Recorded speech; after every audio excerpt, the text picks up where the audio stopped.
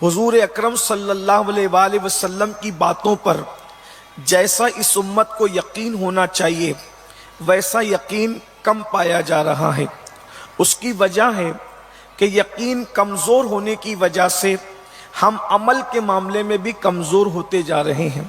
اللہ کے رسول صلی اللہ علیہ وآلہ وسلم کی بات پر ہمیں کس طرح یقین ہونا چاہیے، کیسا یقین ہونا چاہیے؟ بزرگوں نے فرمایا ہمیں جتنا یقین اپنی ماں کا بیٹا ہونے پر ہے اس سے زیادہ یقین اللہ کے رسول صلی اللہ علیہ وآلہ وسلم کی باتوں پر ہونا چاہیے۔ اور وہ اس کی بہترین مثال کس طریقے سے صحابہ اللہ کے رسول صلی اللہ علیہ وآلہ وسلم کی بات پر یقین کیا کرتے تھے۔ یاد رکھنا، جب تک کہ یہ امت اللہ و رسول کی باتوں پر سچے دل سے یقین کرنا نہیں سیکھتی، اس وقت تک عمل کا جذبہ پیدا ہو ہی نہیں سکتا، اس وقت تک دلوں میں خشیت ربانی پیدا ہو ہی نہیں سکتی۔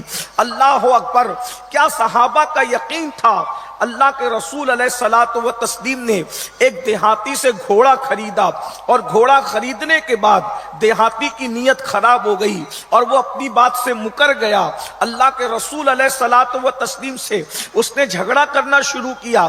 اللہ کے رسول علیہ السلام فرماتے ہیں میں نے تم سے گھوڑا خریدا، وہ کہتا ہے میں نے آپ کو بیچا ہی نہیں۔ اب اللہ کے رسول علیہ السلام نے جب سودا کیا تھا اس وقت تو کوئی درمیان میں موجود نہیں تھا، یا تو بیچنے والا تھا یا تو حضور خریدنے والے تھے۔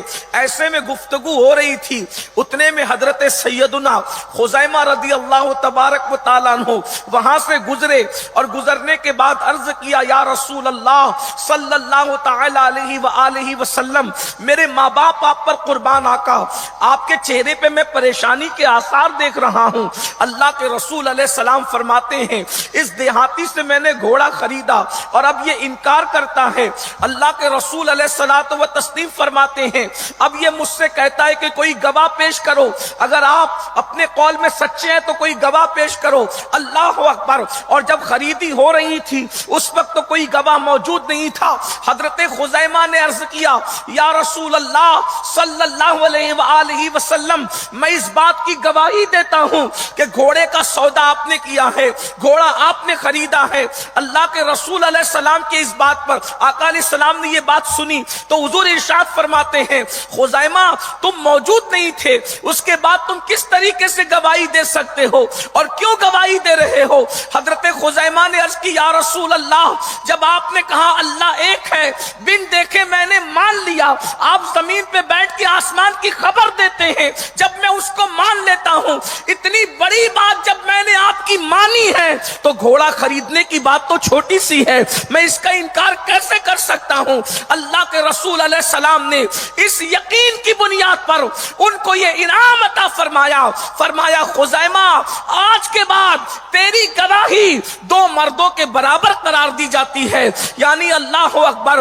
آپ اگر کسی کے حق میں گواہی دے دیں تو اب کسی دوسرے گواہ کی ضرورت نہیں ہے، تمہاری گواہی ہی کافی ہو جائے گی۔ یہ صحابہ کرام کا یقین تھا۔ اللہ اکبر! جب یہ بات ہمارے سمجھ میں آ گئی کہ اللہ کے رسول علیہ الصلوۃ والتسلیم کی بات پر اتنا یقین ہونا چاہیے کہ کسی کی بات پر جتنا یقین نہیں ہوتا سب سے زیادہ حضور کی بات پر یقین ہو۔ اللہ اکبر! جب یقین پیدا ہوگا انسان خود بخود گناہوں سے محفوظ ہوگا، جب یقین پیدا ہوگا اس کے دل میں نیکیوں کا جذبہ پیدا ہوگا، اس لیے کہ یقین کی بات ہے۔ اب جب یقین کی بات ہے، حضور کی زبان سے جو نکل جائے پتھر کی لکیر سے بھی زیادہ مضبوط ہے۔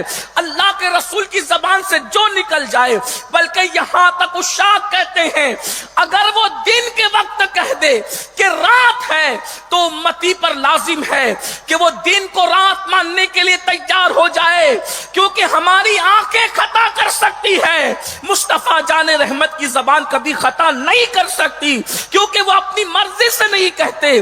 وما ينطق عن الهوى ان هو الا وحی یوحی، وہ جو کچھ کہتے ہیں زبان ان کی ہے، کلام خداوند قدوس کا ہے۔